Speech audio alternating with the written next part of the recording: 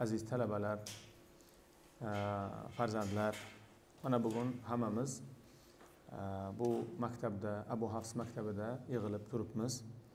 Buning boisi bilasizlarki, jonajon vatanimizda, yurtimizda katta anjumanlar o'tyapti. Va katta anjumanlarni bo'zag'asidamiz.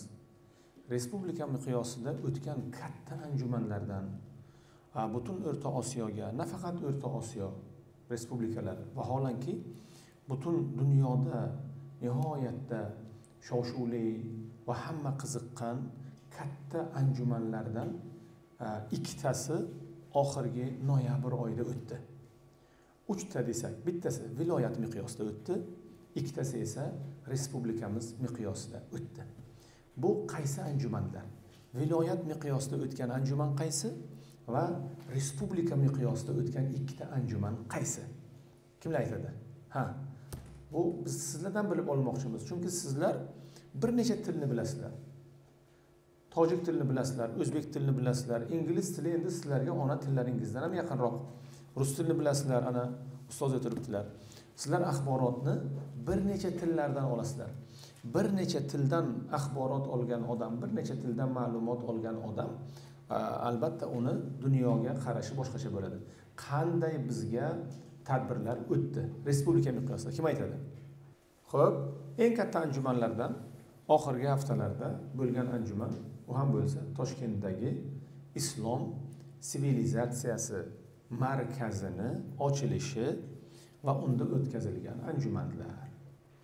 Toshkent Islom sivilizatsiya markazi qayerda joylashgan? Toshkentda, Toshkent bo'lgandan keyin Toshkentda joylashgan. Bu Islom sivilizatsiya markazini muhtaram prezidentimiz qachon ochdilar? Bu o'sha Birlashgan Millatlar Tashkiloti minbaridan islom dini, bag'rikenglik, tolerantlik va kenglik dini degandan keyin Imom Buxoriyning nomlarini aytgandan keyin Islom sivilizatsiya markazi qachon boshlandi qurilishi? 2017-yil.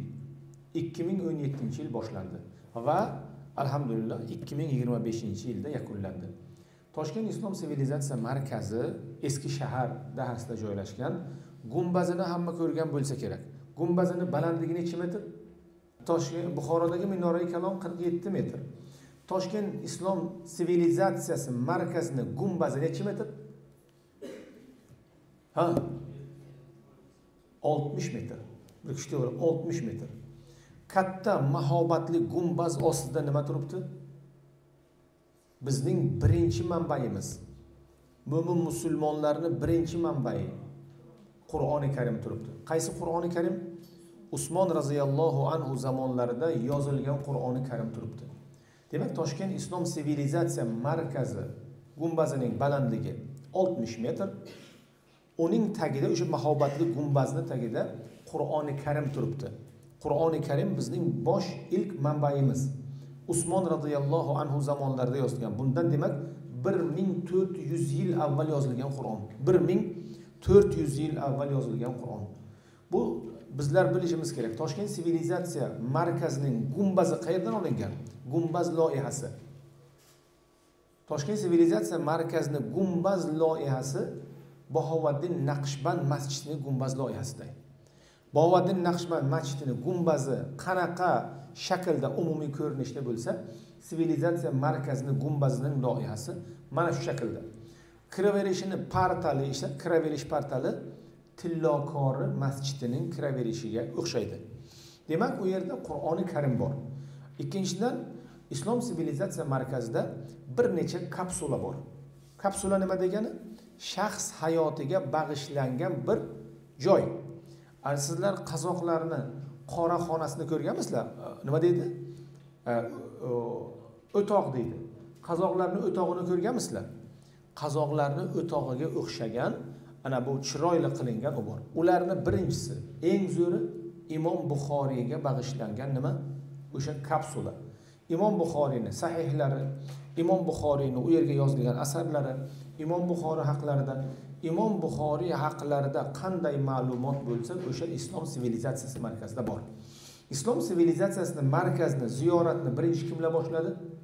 Demak, jahon shumul narsa, olam shumul narsa. Nafaqat bizni respublikamiz, vaholanki bizni barcha atrofdagilarimiz ham qiziqadi. Demak, islom sivilizatsiyasi markazini birinchi ziyoratchilar kimlar? 5 ta davlatning prezidenti. O'zbekiston prezidenti mezbon. Tojikiston prezidenti, Qirg'iziston prezidenti, Qozog'iston prezidenti va Turkmaniston prezidenti. Va yana 6-chisi Ozarbayjon prezidenti Ilhom Aliyev. 5 ta qardosh davlat kelib buni nima qildi? Ziyorat qildi. O'zbekiston, Tojikiston, Qirg'iziston, Qozog'iston, Turkmaniston va Ozarbayjon davlatlari. Nima uchun? Demak, o'shalar ko'radigan, o'shalarga ham qiziq bo'lgan bir katta anjuman, katta joy hisoblandiki, bu bizning islom sivilizatsiyasi markazi, bizlarning eng asosiy ko'rsatadigan hozir oynamiz bo'ldi. Islom sivilizatsiyasi markazining tamal toshi birinchi renesansimiz, ilmiy uyg'onishimiz. Birinchi renessans va ilmiy uyg'onishni aks ettirdi o'ziga. Sivilizatsiya markazining asosiy eksponatlari, u yerda qo'yilgan asosiy narsalar, tarannum qilinadigan narsalar bizning birinchi renessansimizning allomalari. Demak, Qur'oni Karim bu birinchi renessansimizga oid. Chunki birinchi renessans qachondan qachongacha bo'ldi? 690-yildan boshlangan. 690-yildan boshlangan to 1220-yilgacha davom etgan. 1220-yilgacha davom etgan. 1220-yilda nima bo'lgan? Nima bilan tugagan renesansimiz? Mo'g'ul bosqini bilan tugagan. 1220-yil Mo'g'ul istilochilari butun mintaqani bosib olib mahv qilganlar. Xorazmshohlar davlati va oxiri Buxoro davlati ham tugatilgan. Demak, birinchi renessans zamoni eng bizni cho'qqiga chiqqan zamonimiz. Birinchi renessans, birinchi tariximiz bizlarga shunday meroslar qoldirdiki, o meroslar butun dunyoni uyg'otdi va butun dunyoning renessansiga, butun dunyoni uyg'onishiga sabab bo'ldi. Yevropa nima edi? O'rta asrlarda qoloq bir o'lka edi. Amerika yo'q edi. Amerika degan davlatni odamlar bilmasdi. Demak, bularni uyg'otgan narsa, bularni piligiga moy qo'ygan renessans bizni diyorlarimizdan chiqqan katta ilmiy uyg'onishiki, butun dunyoni ilmiy uyg'onishiga bular nima qildi? Sabab bo'ldi. Xo'p, bizni ana shu o'tgan 400 yillik renessansimizga qanday allomalar bizdan yetishib chiqdi? Qanday olimlar chiqdi? Bular dunyo tamadduni uchun nimalar qildilar? Ular shunday demak ish qildilarki, 1000 yildan keyin ham davlatning birinchi liderlari kelib, bularni ishlarini ko'rib, bunga tasanno aytib, bundan ibrat olib ketyaptilar. Hazil emas. Oddiy odamning vaqti yo'q. Nafaqat davlat rahbarini. Davlat rahbari kunini bag'ishladi. Demak, bular birinchi renessans zamonida qanday uyg'onishlar bo'ldi, nimalar qilindi? Tabiblik rivojlandi, tabobat rivojlandi. Demak, birinchi renessans zamonida meditsina rivojlandi. Abu Ali ibn Sino, Yusuf Mas'udi degan odam va hokazo rivojlandi birinchi renessans zamonida. Islom sivilizatsiya markaziga kirsangiz, Ibn Sino uchun alohida tib qonunlari degan kitob hali hanuz darslik sifatida dunyoni ko'p meditsina sohalarida o'qiladi. Ibn Sino nechinchi yil tug'ilib, nechinchi yil vafot qildilar? Tibbiyot yo'lini tanlaydiganlar bormi? Vrach bo'ladiganlar bormi? Asrini aytinglar. Ibn Sino nechinchi asr? 10-asr. Ibn Sino 10-asr. Demak, birinchi renessansimiz. Xo'sh, keyingisi tibbiyot rivojlandi. Yana matematika rivojlandi. Matematika rivojlanishligiga xizmat ko'plablar qildi, lekin xizmat qilgan eng katta olimlardan kim? Al-Xorazmi. Nomlarini kim aytadi? Al-Xorazmi, Xorazmiylar ko'p deydi. Muhammad Muso Xorazmi. Muhammad Muso Xorazmi nimani ixtiro qildilar? 10-asrda. Birinchisi nonni ixtiro qildilar. Agar mingni yozadigan odam bo'lsa, u paytgacha 999 plus 1 yozish kerak edi.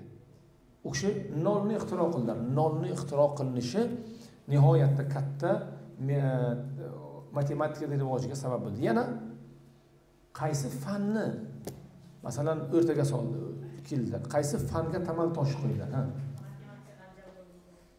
Matematika bor edi o'zi. Aljabr bor edi, matematika, riyoziyot bor edi, ha? Ha? Yo, Xorazmiy. Ha. Qaysi fanni rivojlantirdi? Qaysi fan o'rtaga keldi? Ha. Yo, ha. Algebra. Algebra fani. Algebra fani matematika emas, yuqori matematika, vishi matematika. Matematika albatta barcha fanlarning rivojlanishining tamal toshini qo'ydi. Demak, meditsinani bildik, matematikani bildik. Yana.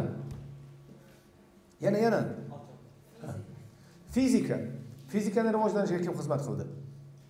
Ha. Fizika va o'lchovlar, ha. Beruniy astronomiya fizikani rivojlanishiga xizmat qildi. Fizikani rivojlanishiga ko'p xizmat qilgan odam kim? Ahmad Farg'oniy nihoyatda katta ishlarni qildilar. Demak, bular dunyoviy ilmlar.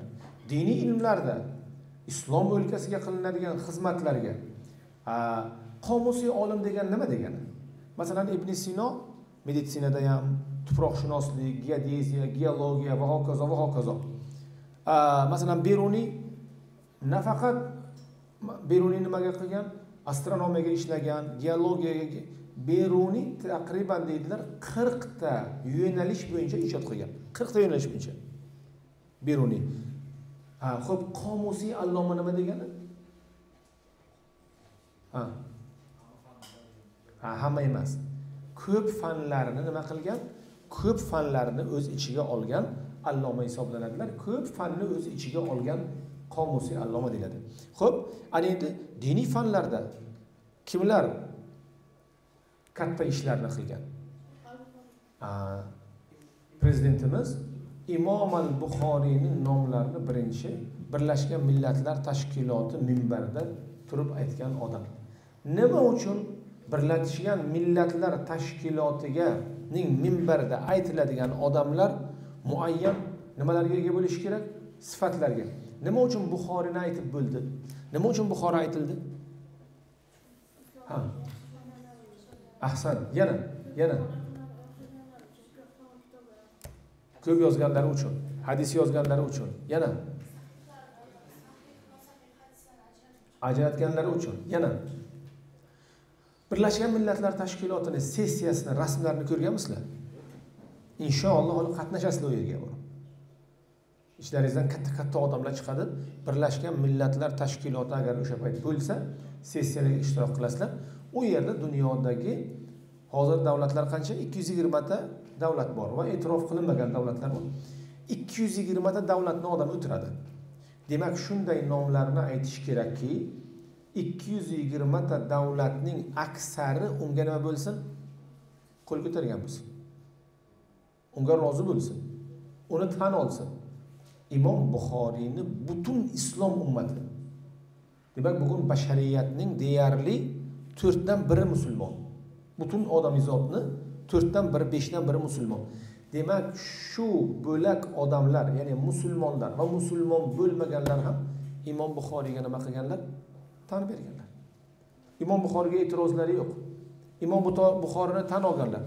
Imom Buxoriyni qilgan mehnatlariga hammalari tasanno aytadilar.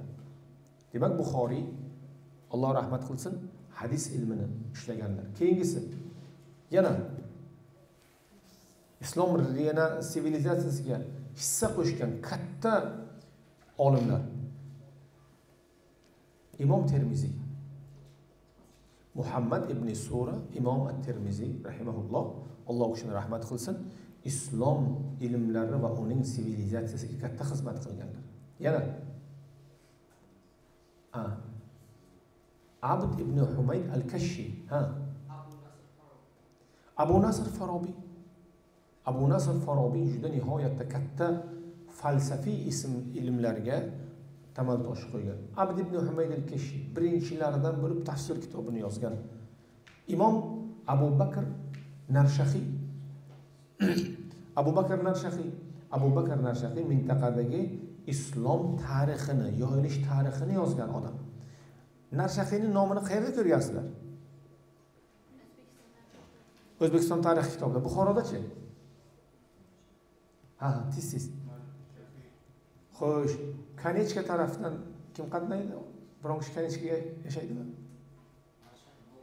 Narshahiy bog'i bor.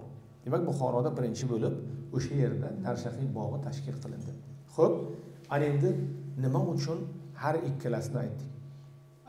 Dunyoviy yo'lda ijod qilgan olimlarni aytdik va diniy yo'lda ijod qilgan olimlarni aytdik. Vaholanki bularni diniy, dunyoviy deb bo'lmaydi. Ibn Sinoni tafsir kitoblari bor. Xorazmiyning tafsir kitoblari bor. Ibn Sinoni islom fiqhiga yozilgan kitoblari bor. Zamaxshariy o'z navbatida lug'at olimi, filolog, lekin u kishining tafsirlari bor, u kishining tarixlari bor. Imom Buxoriyni hadis ilmida yozganlar, tarix kitoblari bor. Odob va axloq kitoblari bor va hokazo va hokazo. Bular hammasi aytganimizdek qomusiy allomalardan bo'lganlar. Xo'p, Renessans bo'lishligi uchun, allomalar shakllanishi uchun, dunyoni uyg'otish uchun nimalar qilish kerak ekan? Ana endi o'sha zamondagi allomalar ko'ryapsizlarki, dunyoni tebratganlar. Masalan, Imom Buxoriy o'tganlarga qancha bo'ldi? 1200 yil bo'ldi. Hali ham Buxoriy deganda mutaxassislar tan beradi. Nima uchun? Imom Buxoriy 1200 yildan beri hamma tan beradi. Minglab odamlar Buxoriy ustiga ishlaydi va hamma tan beradi. Nima uchun? Imom Buxoriy o'zlaridan keyin keladigan minglab odamlar kitoblar ustiga ishlashni bilganlar, e'tiroziy versiyalarga o'sha payt javob berib ketganlar.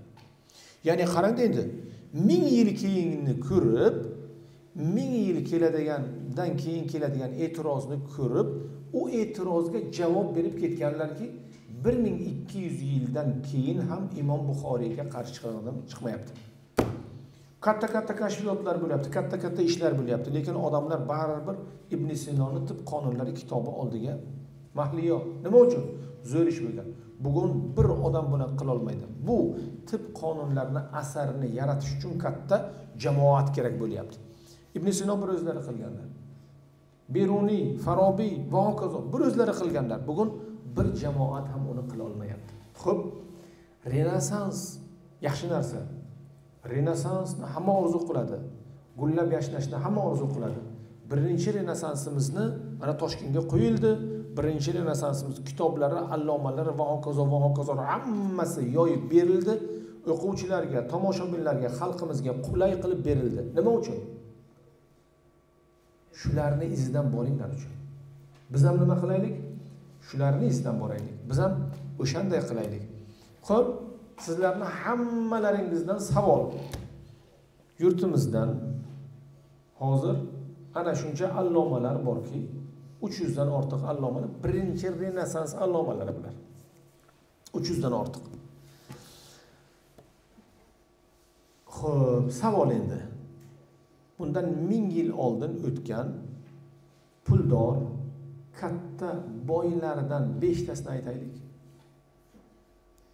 Puldor bo'lgan, tijoratchi bo'lgan, katta boy bo'lgan, do'konlari bo'lgan, bozorlari bo'lgan. Aytinglar. Buxoriyni aytdingizlar, Termizini aytdik, Ibn Sinoni aytdik, Farobiyni aytdik, Beruniyni aytdik, Xorazmini aytdik va hokazolarni aytdik. O'nlab, yuzlablarni yana aytasizlar. Katta boy bo'lgan, katta badavlat bo'lgan, puli shuncha bo'lgan, aborot shuncha. Ana shular bormi? Kim aytadi? Men sivilizatsiya markazida aylandim. U yerni Redkal ligasiga a'zoman. Lekin faqat olimlarni ko'rdim. Faqat kitoblarni ko'rdim. Faqat boshqalarga yaxshilik qilganlarni ko'rdim. Bironta bir burchak ko'rmadimki, falon qadar bu odamni 2 qop puli bor edi, 4 qop oltini bor edi degan odam qo'yilmagan bironta. Xo'p, nima uchun? Nima uchun sivilizatsiya markazi barpo qilindi? Pullar sarflandi. Nima uchun olimlar qo'yildi? To'yinki biz siz hayot odamlarga, dars beradiganlarga, yangi avlodga, sizlarga nima bo'lsin? Dars bo'lsin. Hayotimiz, davomiyligimiz, o'zimizdan keyin asar qoldirishligimiz, iz qoldirishligimiz bizni ma'naviy kamolotimizga bog'liq. Moddiy kamolotdan oldin ma'naviy kamolotga bog'liq. Hozir men masalan shaxs sifatida bundan 500 yil, 1000 yil oldin bosilgan, zarb qilingan tangalarni, tillalarni ko'rmaganman, foydalanmaganman. Lekin bundan 600 yil oldin nashr etilgan ushbu kitobni o'zim bilan olib yuraman, foydalanaman. Bundan maqsad nima? Sivilizatsiya markazining barpo qilinishidan maqsad ma'naviy hayotni tiklash, ilmni tiklash, o'tgan ajdodning iplarini kelgusi avlodga yetkazish. To'yinki bu avlodlar nima qilsin, biz ham o'rnak olaylik. To'yinki biz ham o'shalardan o'rganaylik, ilm yo'lini tanlaylik degan maqsadda. Xo'p,